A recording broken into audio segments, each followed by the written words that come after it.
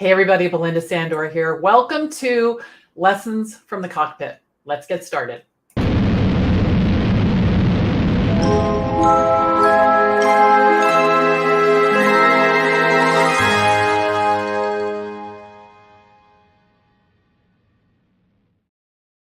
Welcome everybody. Welcome. I'm thrilled you're here. Thank you for coming.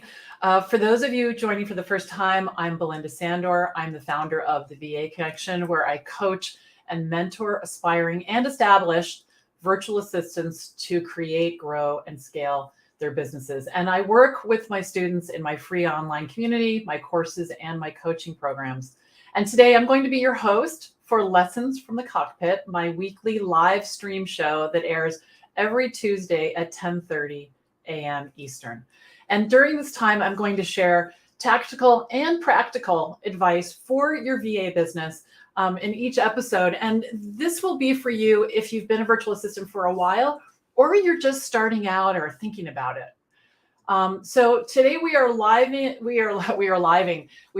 streaming from everywhere, and we are on Facebook, on multiple platforms. We are on Twitter, we are on LinkedIn, and we are on YouTube. And if you're on YouTube, I would love for you to click the subscribe button and join us there, and also click on the bell, because we have so many free trainings throughout the year, and every week we have at least 2 free trainings, and some weeks we have way more than that, and I would love for you to be able to participate. So some of you are coming into the comments. That's awesome. Hello to Laura. Hello Lori. Hello Tammy. Hello Amy. Hello. So thank you for joining me. So before we start diving into this topic about making money as a virtual assistant, let me take a minute to introduce myself and continue to let me know who's here and also where you're coming in from. So it looks like Ella is joining us. That's great. Hello. So this is me and my daughter, Emily. I refer to her as my little delish. And this is us in 2010 when I was just starting my business as a virtual assistant. And my life had really taken an unexpected turn. I was not anywhere near where I wanted to be. I was just about to turn 50. And, my expectations of where my life was going to be at 50 were not aligned with where I actually was. And, the thing is that I don't know about you, but I had these ideas about, the big 3-0, the big 4-0, the big 5-0. And I had been hitting the mark, boom, boom, boom. And then all of a sudden I am like sliding into 50. And instead of being happily married, I'm getting a divorce. Instead of being a happy homeowner, I need to sell my house because I haven't been able to pay the mortgage for a year. I have 6 figures of debt instead of the planned, retirement account. And the other thing that was so crazy was that I hadn't paid my taxes in 7 years. And I was just so not that person. But what happened was everything just started to implode. My life sort of imploded. And what happens is it becomes kind of like a snowball, and it's like, all right, well, there's not enough money to pay the taxes this year, so I'm not going to do that, but I'll pay them next year, or not even next year, next month. And before you know it, it just gets so big, the things that I was facing that I had no idea what to do. And so I really decided to return to my roots, what I knew. Oh, I didn't mention, I didn't have a job, right? Okay. So there's no money coming in. There's a lot of money going out. And no more savings. The whole thing just kind of fell apart. So as I stand in that and I think, what am I going to do? How am I going to make money? How am I going to turn this ship around? I decided to go back to my roots and work in administrative support. I was a secretary in my 20s. I really liked it. And I thought, this is what I'm going to do. So, but I didn't want to work for someone else because I wanted the freedom to be a mom. I wanted to be there in the mornings with Emily when I took her to the bus stop and not rushing off, or, the nanny doing that. I wanted to be at the bus stop in the afternoon. And, the thing that drove me a lot was wanting to be there when she was sick, because I know, if you've had a job And, it's sort of this, like, it's terrible to say, but this is how it appeared to me was like this sort of walk of shame. Your kid's sick. You're already upset about that. You're worried about them. And now you got to go tell your boss that you have to go home. And back in the day when I was working, there was no remote, there was no Zoom. So you really could hardly work because your stuff was, at the office. And I didn't want to do that. I didn't want to associate me caretaking and mothering my child with this whole problem at work.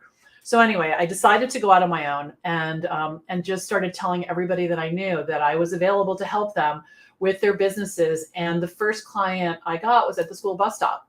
So I'm there, and he says to me, "What's new?" And I say, "Well, I'm gonna start this business. I'm gonna be working with entrepreneurs, blah blah blah." It was totally making it up, right? And he hired me. He'd started a business a couple months before. It was drowning in administrative tasks. I had no idea. I thought he had a job, and he was my first client. And my second client I met at a wedding, the buffet line of a wedding. I'm standing there holding my little plate and my silverware, and start talking to this guy, and he turned out to be my second client, and he's still a client today. And so it's really pretty interesting how these things unfold when we lean into them. And that's what we're going to talk about today, leaning in. And so I'm going to just fast forward here. The thing that was critical for me was to change my mindset. I started keeping my word to myself. I got out of my comfort zone. And there was something I was thinking about the other day. When we talk about stepping outside of our comfort zone, that's a temporary situation, right? You step out of your comfort zone, and then all of a sudden you get comfortable, and you're like, oh, so I just stretched, I just grew, and a lot of being a virtual assistant is doing that. So the first year that I was in business, I made $70,000. Every year after that, for the next 10 years, I made $100,000, just me doing VA work in literally the chair I'm sitting in right now. And the systems and methods that I developed for my business, Rocket Girl Solutions, are the same systems and methods that I teach at the VA Connection. And I would love to teach you coming today. And today is a different picture. So this is what my life looks like 13 years later. My finances are handled. There's no more minimum payments and just trying to scrape by. I have a thriving business that I built really one day at a time. I was there for my daughter as she grew up. And mostly, I can breathe again. I can breathe again. And then at 60, I married the man I have been looking for my entire life. I was just talking to him a minute ago about how grateful I am that we're together. And this is us on our wedding day in 2021.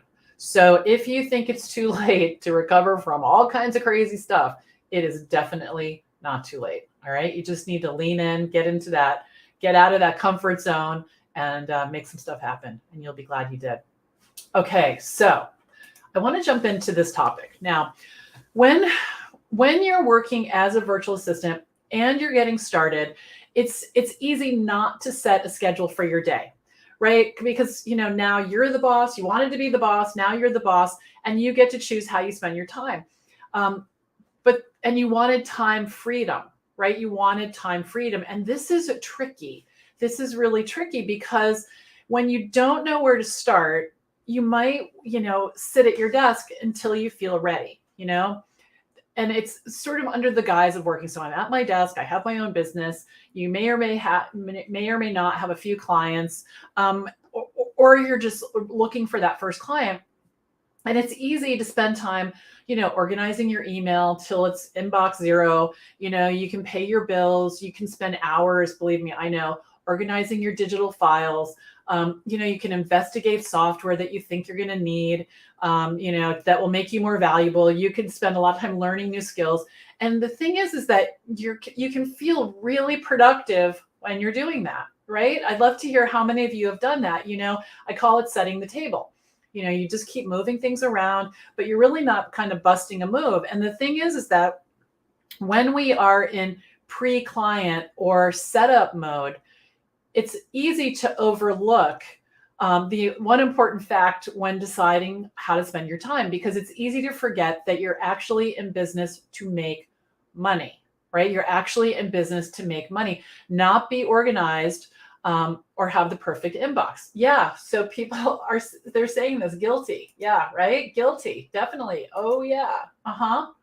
Yeah. And Heather says that she would love to be a digital nomad. And this is my way, the way I can make money on the road. That's right. That's absolutely right.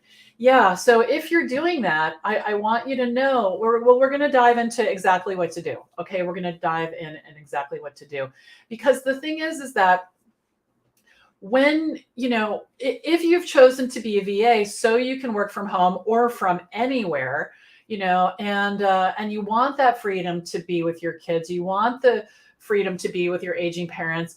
But if you don't have money coming in, you're not going to be able to sustain that lifestyle, right? And it's interesting, and because if you're spending your time on activities that are keeping you busy but generating no money, it's not going to be long before you're frustrated and discouraged, right? Or maybe even ready to quit.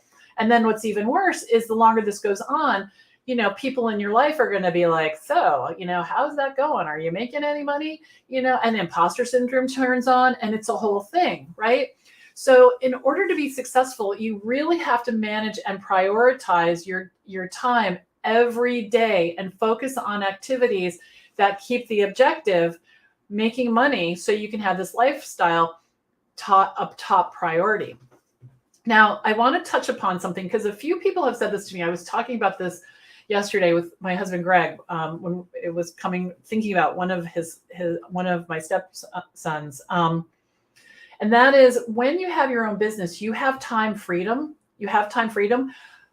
But which means you get to decide when you do the things that will, grow your business, but you still have to do the things that grow your business. It's not like, I own my own business, I'm printing money in the back bedroom. It's really, I own my own business, I have these new responsibilities, and I have to make sure I schedule them in. Okay. So that's the thing. It's kind of a tricky thing, right? So here's some things I want you to remember, and these are really important. Number one, you are never going to feel ready. You're never going to feel ready. And if you feel ready, and then you go out there during the act, you might not feel ready again. It's a really slippery slope. Because how does someone really know when they're ready? I have no idea. But what I do know is that you can set the stage to get work done. Clear off your desk, put on some music, choose revenue generating activity, and decide ahead of time how long you're going to stay in your seat. So you really want to think about, is this going to move the needle in my business? Is this going to move the needle in my business? And so, I would catch myself over and over and over, my big thing was getting my inbox to be perfect. It's such a waste of time. Let me just tell you, it's such a waste of time. But I was like obsessed with it.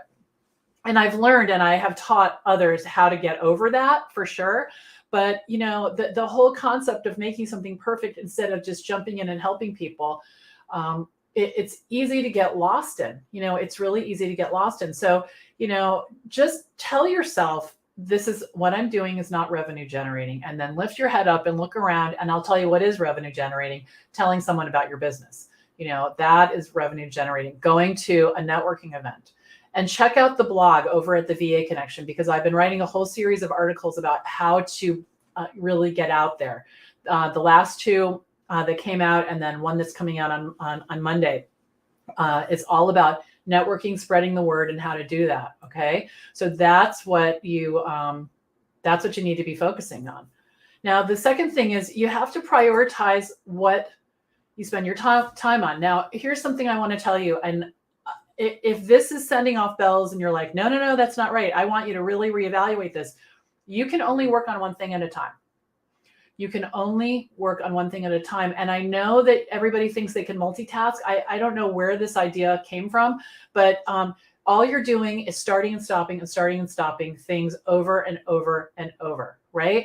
Which leads to fractured thinking and mistakes. Right? So make a decision on what you're going to work on and stick with it until you're finished. You're going to get a lot more accomplished. Now, I'm not talking about, days and days and days. I'm talking about, like, when I was getting this slide ready, for our time together today. That's all I was doing. It only took me 15 minutes, but I wasn't doing it and then checking my email and doing it, and something else. I just said, now you're doing this. And I've accomplished a lot today already just by doing that and being present to what is going on. All right. So you really have to prioritize. You have to say, okay, am I going to make something perfect that doesn't really matter? Or am I going to lean in and find a networking event in my area? Am I going to find one online? Who am I going to tell about my business? How am I going to spread the word? Okay. You're going to get a lot more done when you do one thing at a time. Now, here's the big one. And I know I was guilty of this. And I also know a lot of you are guilty of this because I know you. I can see your names up on the screen here. We can't think our way into success. You can't think your way. Anything that happens in life, you really have to take action. And I know a lot of us are big researchers. And, I also have written about that. When I find myself, really, I think a lot of you have used the phrase overthinking. You can also say, processing, figuring out, researching, trying to figure out the best action. The truth is that it's hard to know what the best action is until you take an action. You take an action and then trust yourself enough to say to yourself, you know what, this is the first step, and then I'll figure out what's next. This is the first step. And so by taking action, you'll create your own success. Taking action is also, this is a headline here, everybody. Taking action is what quiets the voices in our head. And if you don't know that everybody has the voices, we all have the voices. We all have imposter syndrome. We all have the, I call it chicken chatter in our head telling us we're not good enough. What are we thinking? Why are we even doing this? We have that. And I know for me, when it really starts, when I'm about to do something that's uncomfortable but important to me, I get confused. And so when I get confused, I think, oh, okay, you're just scared right now. You're not really confused. Or here's even better than you're not confused, because I feel confused. What can you do to get unconfused? It just happened to me a few minutes ago. I was on a call and there was a lot of stuff flowing around and there was emotions attached to it. And at the end, I just said to myself, what do you need to know right now to stop being confused? What do you need to know? So really look at that as well. Okay. So one of the things that I want you to know is that when you get paid for your work, yes, people are giving you their money, but you're not taking it away from them. You're providing value. You're providing help and support. And you are honestly, and I can't wait for you all to experience this because it's such a gift. You're a solution to someone else's problem. You're a solution to someone else's problem. And people are so grateful to have your help. And making money, it's funny because I even caught myself earlier this year. I was talking to one of my business coaches and, I was kind of skirting around something about making money. And she's like, Belinda, what are you talking about? Making money is fun. And I was like, oh my gosh, yeah, I know it is. Making money is fun, right? Making money is something that you can easily do as a virtual assistant if you make it a priority. And I'm not talking about being, we have so much negative stuff in our head. She's money hungry. She's greedy. She's this, she's that. What the heck? Go have $10,000 months and then give 5,000 of it away to a charity. Pay for someone's education, do a scholarship. There's a million things you can do when you have money. You can be generous when you have money. Who doesn't love being generous? Who doesn't love that? It's such a good feeling, right? It's like, and so you really want to think about a shift. And if you're telling yourself, this is funny. One of my students was talking about this. This is out of context, but it just downloaded into my head.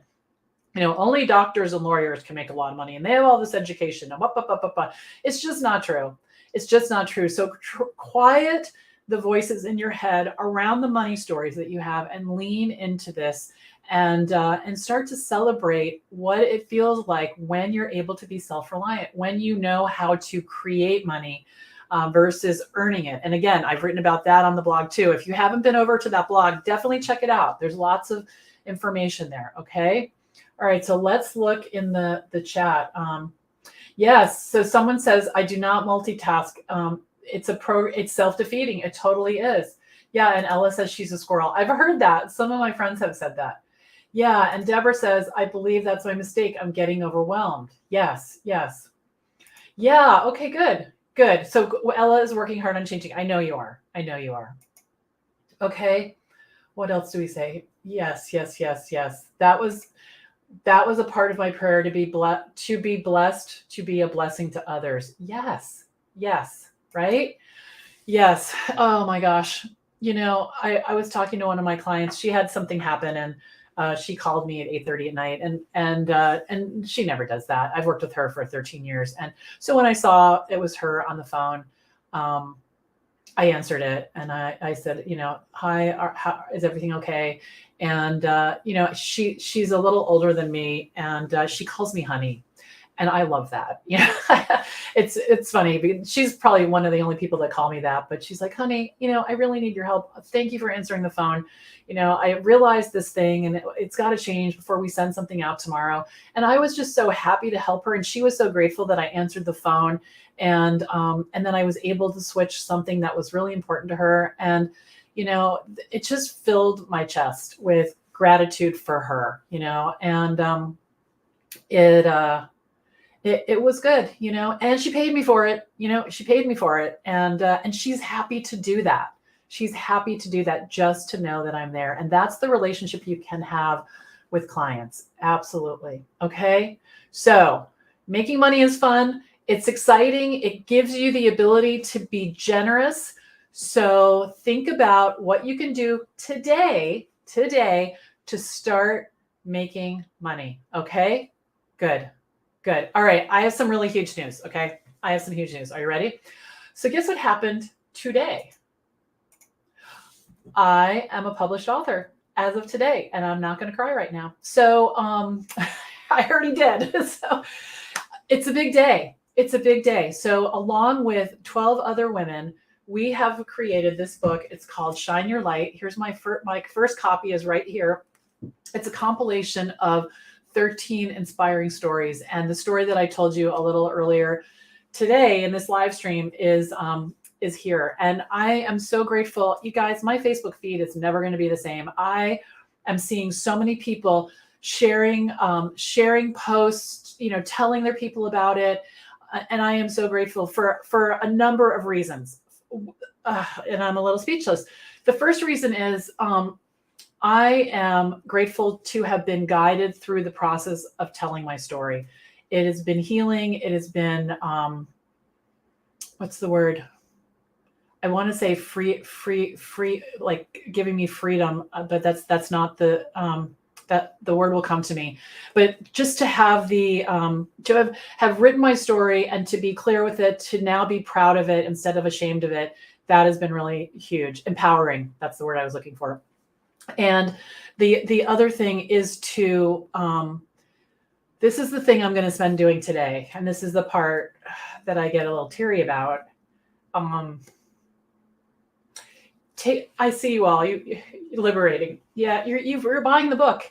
And the thing is that I'm so grateful for that. And I'm taking it in. I don't usually do that, but I'm taking it in. And the thing that's on top of it, the cherry on top of it, is every single penny of the sales of this book are going to empower other women, because all of the money, all the profit is going to funding microloans